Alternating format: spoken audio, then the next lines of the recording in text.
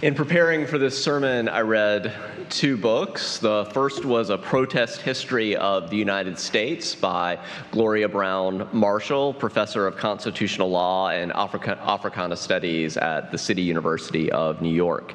It's the most recent entry in the ongoing Revising American History series from Beacon Press, the publishing house owned by our own Unitarian Universalist Association.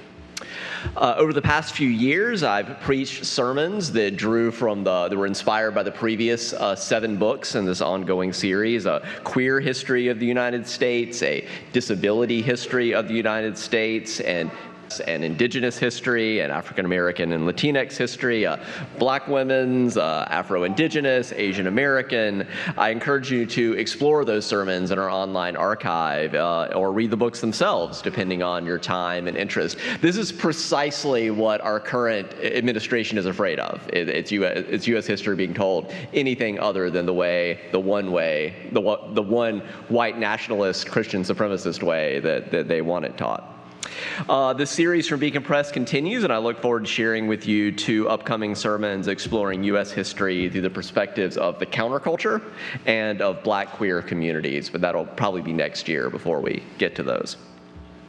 The second book I read, and both of these are if you want to go deeper beyond the sermon, also published by our own Beacon Press, is The New Science of Social Change, a Modern Handbook for Activists. It's by Lisa Mueller, a professor of political science at Macalester College.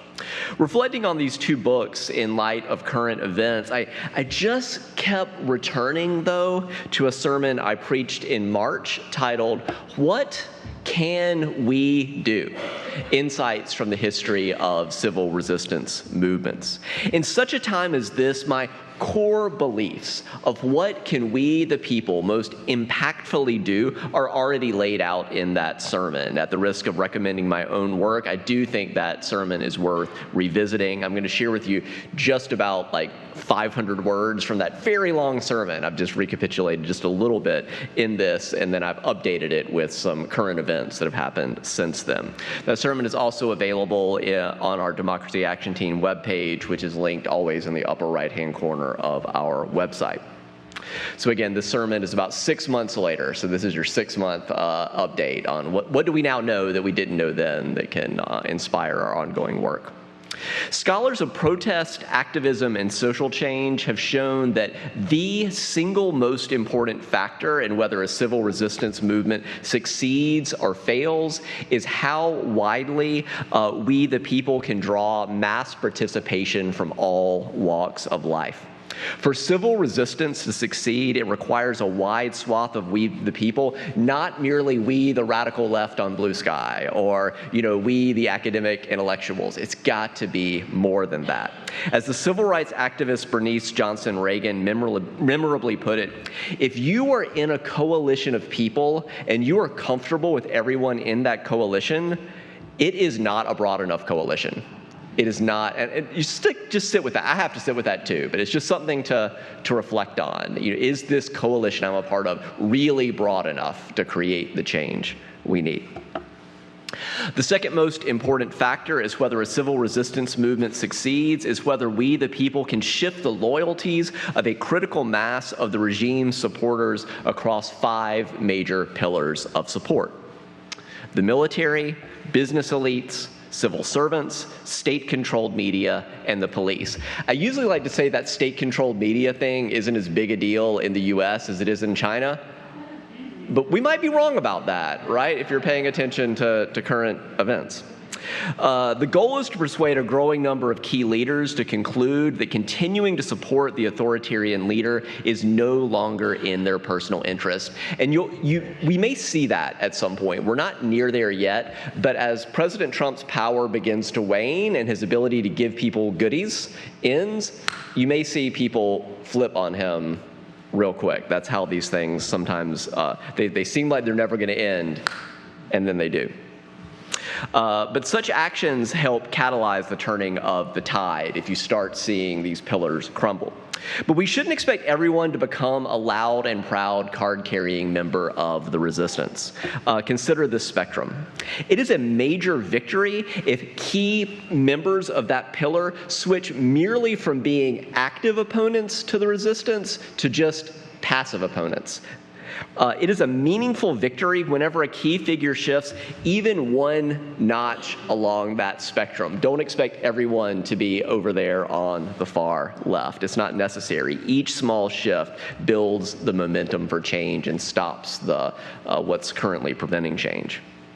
So what tends to convince most people, more and more people, to shift their loyalties? That question brings us to the third factor of whether a civil resistance movement succeeds, whether a wide variety of tactics is used, not just a single method like protests and demonstrations.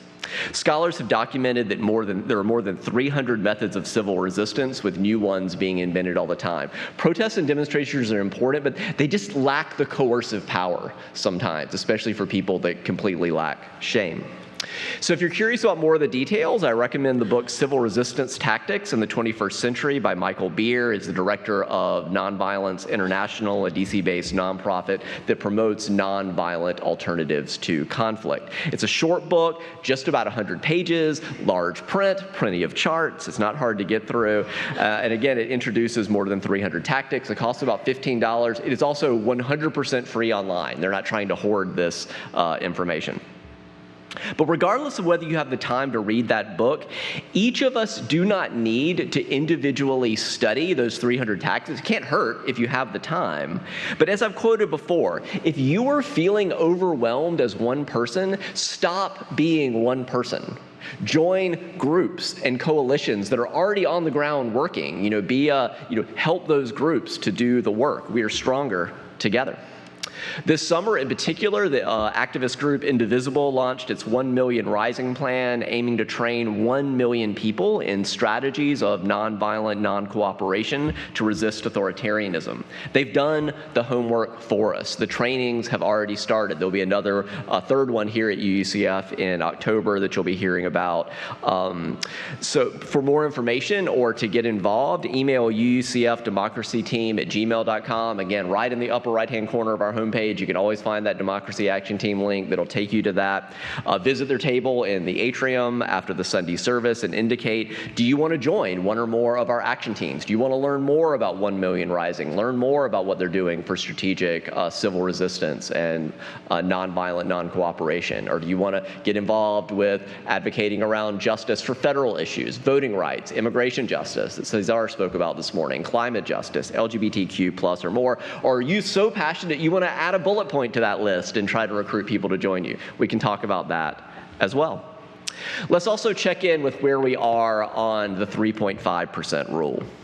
In the past 120 years, no revolutions have failed once 3.5% of the population has actively participated in an observable peak event, like a battle, a mass demonstration, or some other form of mass non-cooperation.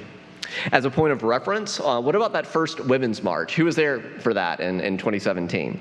We filled 5 56-passenger buses here in the UCF parking lot and joined more than 4 million people nationwide. That was about 1.8% of the U.S. population in 2017, only about halfway to that 3.5% threshold. What about those No Kings? Who did that this summer? We lined the halls, right, with signs from that protest. The most reliable data I've seen, and let me just say, it doesn't get you to 3.5% if you just post on Blue Sky that we got 11 million people. Like, you have to actually get the people. The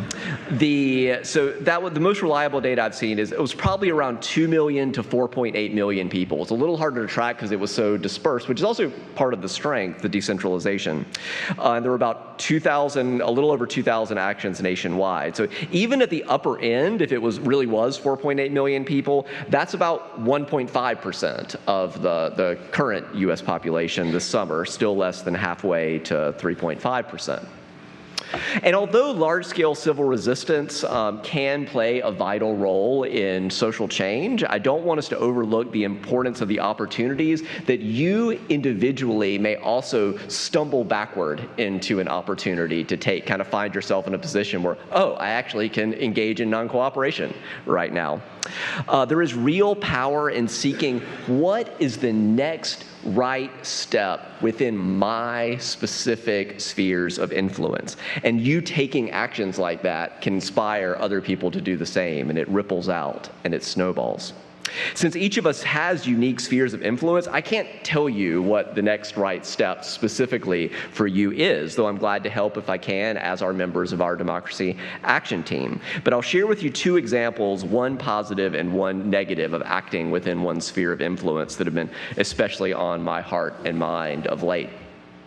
The first example comes from nearby Washington, D.C., where some of our fellow citizens have engaged in an unusual and kind of no one saw this coming in advance form of civil resistance. Since early August, grand juries in at least 6 different cases have voted against indicting individuals who are being unjustly targeted, they would argue, I would argue, by the Trump administration. To underscore how, yes. To underscore how unusual that is, federal grand juries vote to indict approximately 99.9% of the time. If you've spent much time in legal circles, you may have heard the old joke, a federal grand jury will indict a ham sandwich. We saw a similar trend in Los Angeles this summer when grand juries refused to indict 31 of 38 felony cases against ICE protesters. They just said, we're just not going to do it. None of these ordinary citizens asked to serve on a grand jury. Like the rest of us, they just got a letter in the mail. Surprise, you have jury duty on a federal grand jury. So none of them asked to have the National Guard occupy their city. That's just the situation they stumbled back into. Yet, having unexpectedly stumbled into a sphere of influence, they used that opportunity to push back against authoritarian overreach. How might these and many other acts of resistance happening across the country, like the Tesla protests that were very impactful that we talked about in that March sermon, inspire you to act within your spheres of influence? Now for a significant negative example, the assassination of the right-wing activist Charlie Kirk.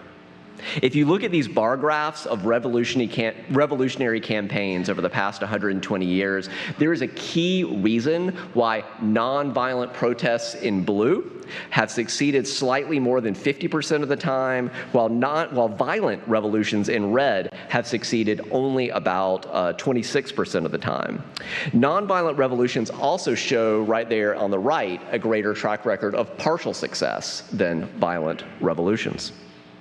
Psychological studies show that people often feel awe when they witness nonviolent, non-cooperation, peaceful acts of civil resistance. There is a moral beauty in people's courage and kindness and strength as they seek to overcome repression. It can be incredibly inspiring. In contrast, many people tend to have a gut reaction of disgust to actions of political violence. And dictators then exploit those outbreaks of violence, even if, like, most groups didn't have anything to do with it. It just takes one lone actor, as we saw, that then gets exploited as an excuse to unleash even harsher repression of dissent. Political violence closes hearts. Political violence hardens minds instead of opening hearts and minds to the lasting change that we need. Now, I do not have time for us this morning to get into the weeds of adjudicating either the shooter's precise motives or Kirk's record.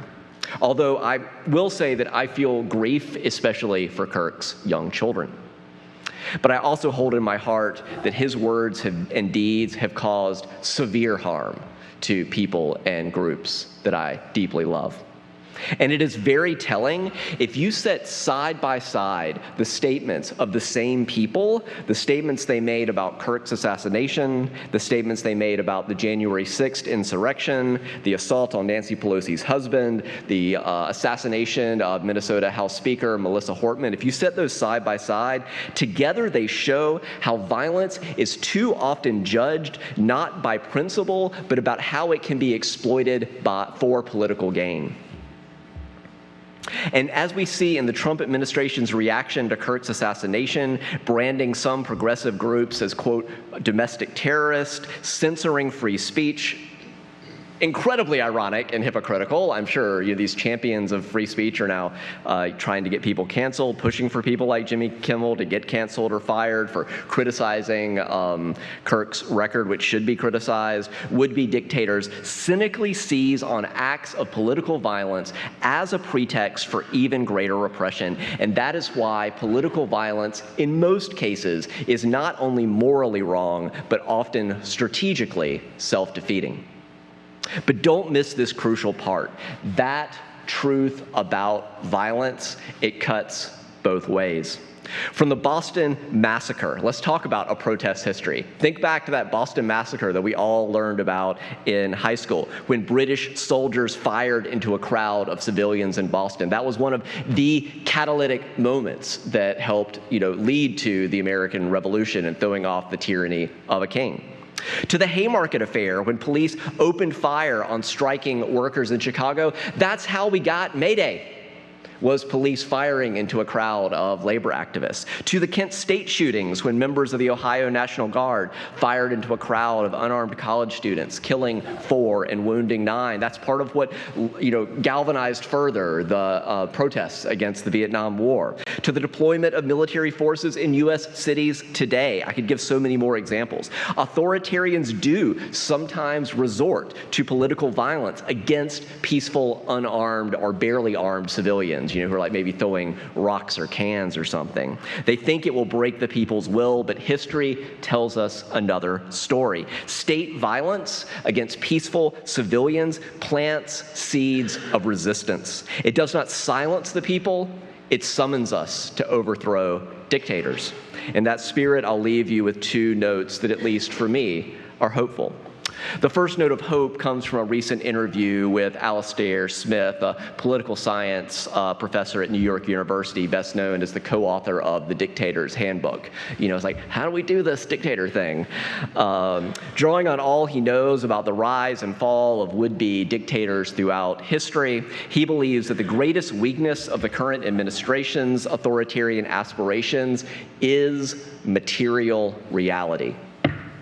What you just feel and know to be true in the reality of your life, the hard truths of people's lives. Would-be dictators are never gonna stop lying. The propaganda will not stop. But at some point, a critical mass of people wake up to reality. I was promised free IVF. I never got it. I can't run my farm. Too many of my workers have been deported.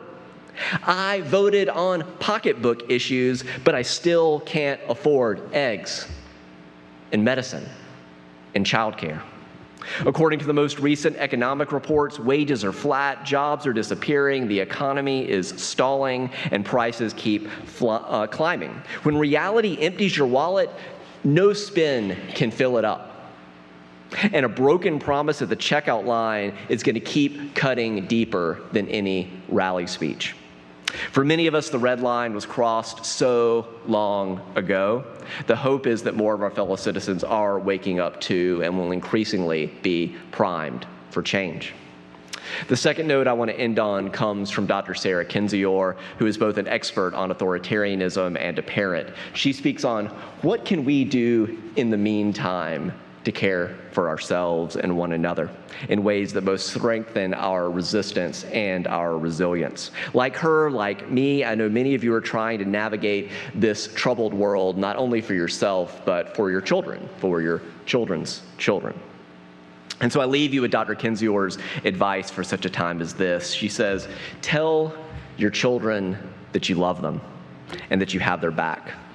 She says, we live in an era that is marked by profound abandonment and betrayal by institutions, government, media, technology. Young people, all people, need our unconditional love and support. It matters a great deal. That love and support matters more than the material things you can or can't give your children. You can provide that unconditional love. When all else is stolen, that stays within your control. No one can take that away. She says, as my children get older, it's harder for me to talk with them about the future. Some of you can feel that. My 2-year-old, I can still try to protect him. He doesn't watch the news. When they were small, she says, I felt protective, but as my oldest prepares to leave home, I feel afraid. I've tried to make sure she has a strong sense of self, that they have activities they enjoy no matter what. My daughter wants to be a professional musician. That's hard, even in normal times. But here's the part, she says, where you can feel like a much more normal parent than I am. I once asked my daughter, if the apocalypse comes, would you still play the violin? And she said, of course. Because for me, music is life. So encourage your kids. Encourage yourself to find things that make them happy, that don't rely on external validation or state permission. She says, I have friends who grew up in authoritarian states. That is how they survived without losing themselves. It can be simple things like enjoying nature, giving back to your community, spending time with family. It can look like just giving to the world more than you take in this world where so many people seem to just want to take and take and take. Giving back can make all the difference. When the world is high pressure and out of control, find reliable pursuits that bring comfort and meaning. She concludes, there is no wrong way to feel. It is normal to feel grief and rage and despair in this political climate. So what kids need, what we all need, is love and support. And whether that's here at UCF, wherever you find it, savor that love and support. Offer it to yourself and to one another whenever and however you can. It can make all the difference. Holding that call to resistance and resilience in our heart, I invite you to rise and embody your spirit as we sing together a hymn that comes out of the South African anti-apartheid movement, a song that reminds us of the new day that can dawn after a long struggle for justice. In your teal hymnals, number 1035, Deb's going to just briefly introduce Freedom is Coming.